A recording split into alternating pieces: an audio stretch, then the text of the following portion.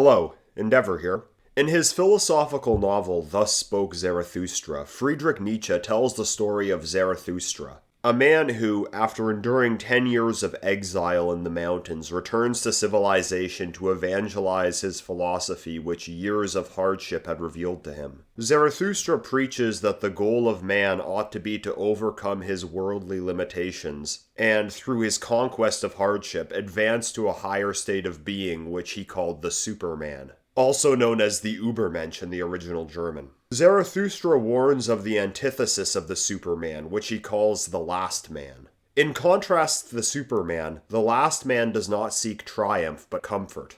He has forgone the strive for greatness in exchange for a secure and comfortable but ultimately meaningless life. When Zarathustra attempts to evangelize his philosophy of the Superman to the masses, he is surprised to find that they rebuff him and deride the idea of embracing struggle and hardship in pursuit of higher ideals. Instead, contrary to Zarathustra's intentions, they are enamored with the concept of the last man and demand to know how such a state of being can be attained. From then onwards, Zarathustra decides to preach his philosophy only to a select few disciples, seeing the masses as incapable of ever aspiring to a greater form of existence. In this parable, Nietzsche illustrates an unfortunate truth about human nature. The existence of the Superman is clearly superior to that of the last man and would most certainly yield a more fulfilling life. Why then did the masses reject the ideal of the Superman in favor of the last man? The unfortunate truth about mankind is that we are inherently lazy. With the exception of a select few, most won't pursue the path which brings about fulfillment, but the path of least resistance. Man still desires a greater degree of self-actualization, but if he isn't forced to muster the effort in order to attain that, he often won't even try.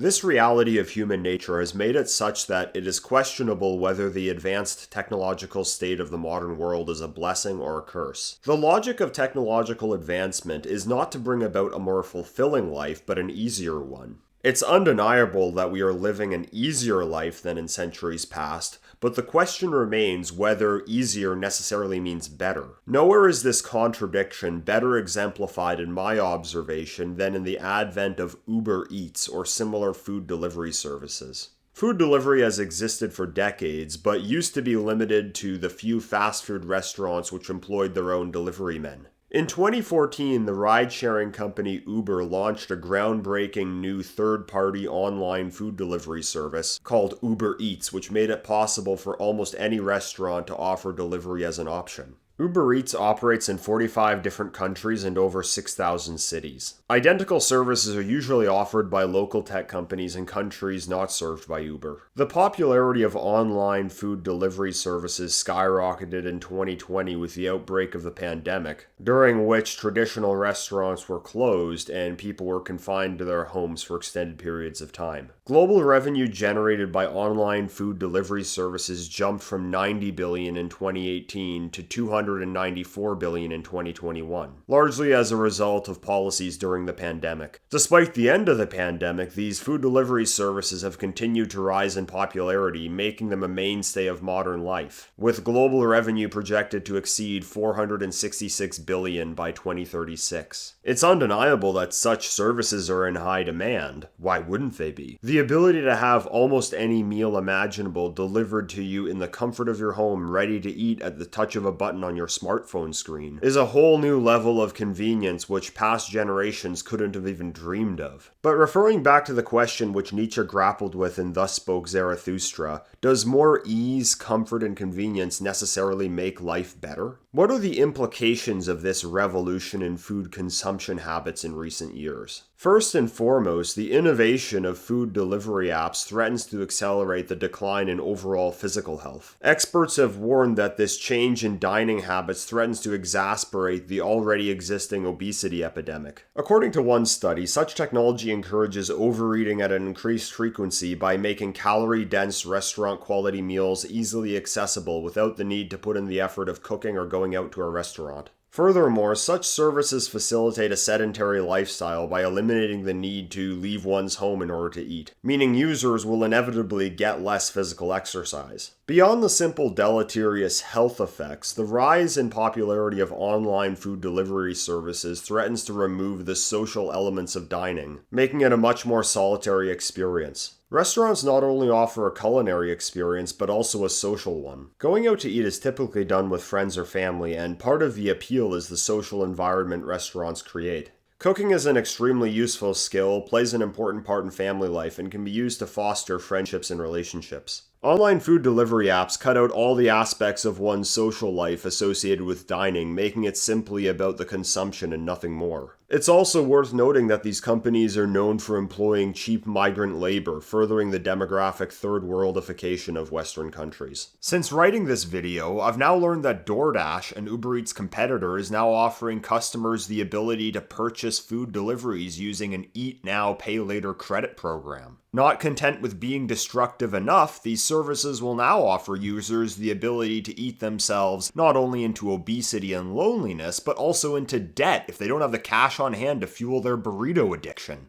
The irony of the brand name Uber is that their delivery app is delivering the opposite of Nietzsche's Übermensch. In the modern world, there is no better embodiment of Nietzsche's last man than the Uber Eats customer. He's too lazy to cook for himself, too apathetic to care about his physical health, and too atomized to go out with friends or family. So he sits at home alone, wallowing in his loneliness, eating fattening slop delivered to him by a foreigner brought into his country to take his place as a consumer who will live off of even lower quality slop. It goes without saying that such an existence is antithetical to a happy, healthy, and fulfilling life. Then why is this lifestyle only becoming more and more prevalent in the modern day? It's not because it makes life happier, but because it makes life easier. The ability to click on a flashy icon on a smartphone screen and order a gargantuan portion of fried Thai noodles, drenched in sugar-laced sauce, delivered straight to one's door by a Bangladeshi on a scooter significantly reduces the effort dining requires. However, it deprives the practice of the spiritual affirmation it has given man throughout human history. We can see the harmful effects of society's shift away from the personal towards the digital and other aspects of modern life too.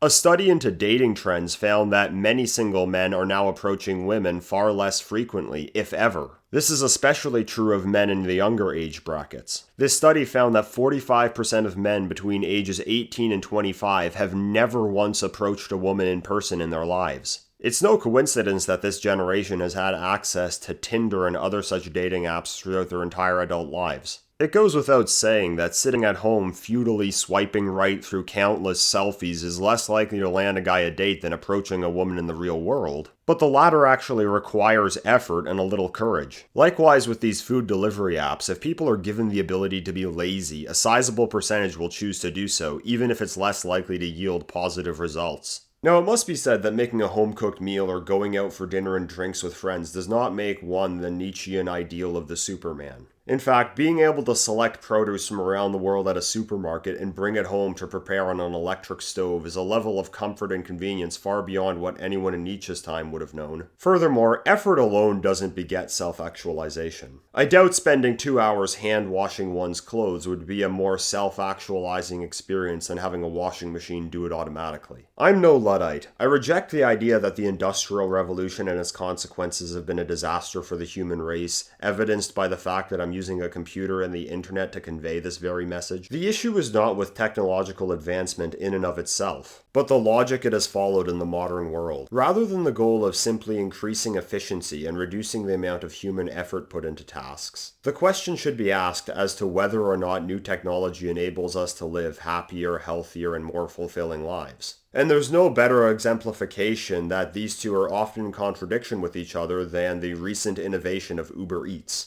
Associating such mundane tasks as preparing oven roast chicken for a family dinner or going out to a steakhouse with friends on a Friday evening with Nietzsche's lofty ideals of the Superman may be a little overdramatic. I have some criticisms of Nietzsche's philosophy beyond the scope of this video, but the practical wisdom which can be derived from his writings here is that anything which makes existence worthwhile requires effort. Man's imperfect nature makes it such that we will forgo any amount of effort if given the ability, but in doing so we often rob ourselves of the self-actualization attained from overcoming. By resisting the ever-present temptation of laziness offered to us by the modern world, one might not rise to the state of being of the Übermensch, but one can rise above the lowly state of being of the atomized, blubbery biomass that is the Über-Eats-Mensch.